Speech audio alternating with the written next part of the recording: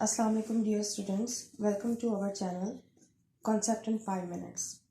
आज का जो हमारा लेक्चर नंबर 2 है वो एक्सटेंशन है प्रीवियस लेक्चर की, जो कि हमने स्टार्ट किया था उर्दू कवायद सीखने के बारे में। उसमें हमने एंड किया था लफ्ज़ की इकसाम पर, जो कि 2 थी, कलमा और मुहम्मल। आज उसी की एक्सटेंशन में हम मज़ीद कलमे के बारे में पढ़ेंगे। हमने पढ़ा था कि कलमा जो है एक अकेला बामानी लफ्ज़ कलमा कहलाता है, जैसे रोटी, खाना, मेज़, कुर्सी वगैरह। अब कलमे की आगे फर्दर कितनी इकसाम हैं, तो उसको 3 हिस्सों में डिवाइड किया गया है। कलमे की 3 इकसाम हैं, इस्म, फ़ेल और हर्फ। इस्म, जिसे हम इंग्लिश में नाउन कहते हैं, ये किसी भी शख्स, जगह या चीज़ के नाम को कहते हैं। अब वो शख्स आम भी हो सकता है और ख़ास भी हो सकता है।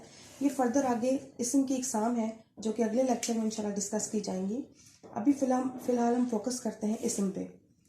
तो इस्म किसी भी शख्स, जगह या चीज़ के नाम को कहते हैं। जैसे कोई भी शख्स का नाम, जैसे आमिर, अली, सारा। इसी तरह किसी चीज़ का नाम, मेज़, कुर्सी, कलम, किताब, या जगह का नाम, जैसे शक्करपड़ियाँ, इस्लामाबाद, रावलपिंडी, या और कोई ऐसी जगह। तो जो भी नाम होगा, चाहे वो ख़ास हो चाहे वो आम हो, वो इस्म कहलाएगा। फ़ेल, जिसे इंग्लिश में वर्ब कहा जाता है, वो किसी काम का करना, होना या सहना जाहिर करता है। अब ये ज़माने के 3 हिस्सों में होता है। फ़ेल के 3 हिस्से हैं, एक प्रीवियस यानी पास्ट जो गुजर चुका, जो हमारा माजी बन चुका, एक प्रेजेंट जो अभी हो रहा है, जो हमारा हाल है, और एक मुस्तकबिल जो आइंदा होगा यानी इन फ्यूचर। तो फ़ेल की भी 3 इकसाम हैं, जो कि इंशाल्लाह ये भी हम अगले लेक्चर में कवर करेंगे, यानी लेक्चर नंबर 3 में कवर करेंगे। तो अभी फ़िलहाल फोकस करते हैं फ़ेल पे। तो कोई भी काम, कोई भी एक्टिविटी जो आप करेंगे वो आपका फ़ेल होगा, यानी आपका अमल। जैसे गाया, पढ़ा, खेला, देखा, सुना वगैरह।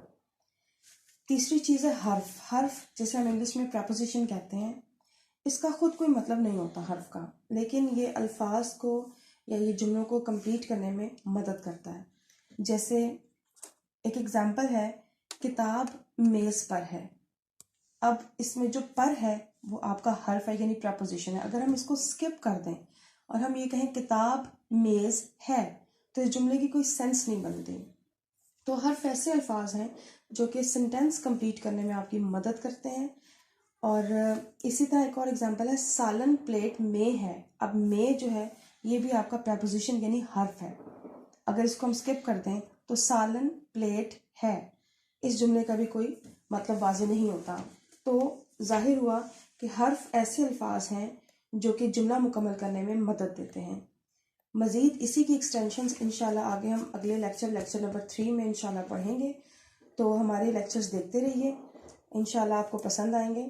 अगर आपको हमारी वीडियो पसंद आई हो तो लाइक, शेयर और कमेंट ज़रूर करें। Thank you so much. Subscribe करना मत भूलिएगा। Thank you so much.